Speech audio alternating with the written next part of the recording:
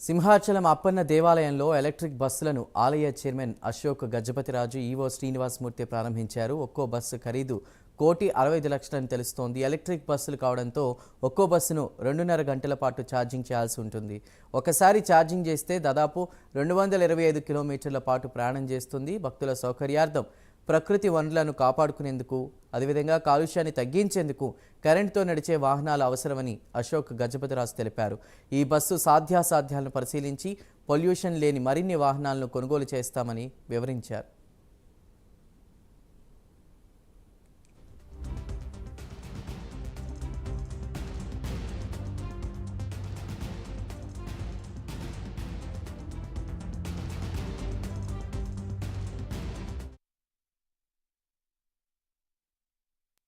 జై శ్రీమన్నారాయణ. శ్రీ శ్రీ వరాహ లక్ష్మీ నరసింహస్వామి వారి దేవస్థానంలో మనము ఈ రోజున ఈ ఎలక్ట్రిక్ బస్సు 100% ఎలక్ట్రిక్ బస్సుని గౌరవ చైర్మన్ గారు శ్రీ పుసపాటి అశోక్ గజపతిరాజు గారి అమృతస్థలం మీదుగా మనం ప్రారంభించుకున్నాం. వాస్తవంగా ఇది వారి కళ. వారు దీన్ని సంకల్పించి మనం ఇక్కడ అంటే సెంట్రల్ గవర్నమెంట్ ఆర్డర్ కూడా ఉంది, వారు ఆర్డర్ కూడా చూపించి దీన్ని ఒక ప్రతిపాదన తయారు చేసి పంపించిన క్రమంలో నేను ఇక్కడ ఈవోగా వచ్చాక దీని పేమెంట్ పే చేయడం కానివ్వండి, ఈరోజు ఈ బస్సు రావడం కానీ, రెండో బస్సుకు కూడా మనం ఇంకొక 50% అమౌంట్ పే చేసాం. వారు ఇంకొక నెల 40 డేస్లో మేము వాళ్ళ కమ్యూనికేషన్ ఇస్తారు. ఇచ్చాక మనం దానికి కూడా బ్యాలెన్స్ పే చేసి రెండో బస్సు కూడా తీసుకుంటాం. మీరు అడిగినట్టు మనం వేరే దేవస్థానాలతో ఎక్కడన్నా పోస్తే సామాన్య భక్తులు అంటే భగవంతునికి భక్తులే నిజమైన ప్రతినిధులు అన్న ఒక కాన్సెప్ట్ తోటే మన దేవస్థానంలో వెళ్తుంది. గౌరవ చైర్మన్ గారు కూడా భక్తుల మీద అధిక భారం మోపకుండా చాలా తక్కువ వీటితోనే మనము ఈ కార్యక్రమాలన్నీ చేస్తున్నాం.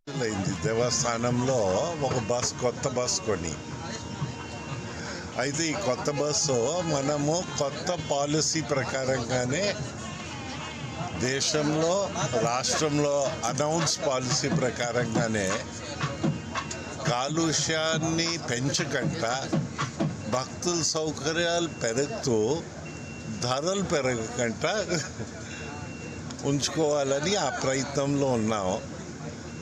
ఆ ప్రయత్నం ఫలించుతుందని మేము అనుకుంటా ఉన్నాం. మీరు కూడా మీ ఎక్స్పీరియన్సెస్ మాతో పంచుకుంటే ఫ్యూచర్ డెవలప్మెంట్ కోసం పనికి వస్తుందని విషయము అది మనము కావాలి. ఇప్పుడు మనకి దేవస్థానంలో మొత్తం 5 బస్సులు ఉన్నాయి.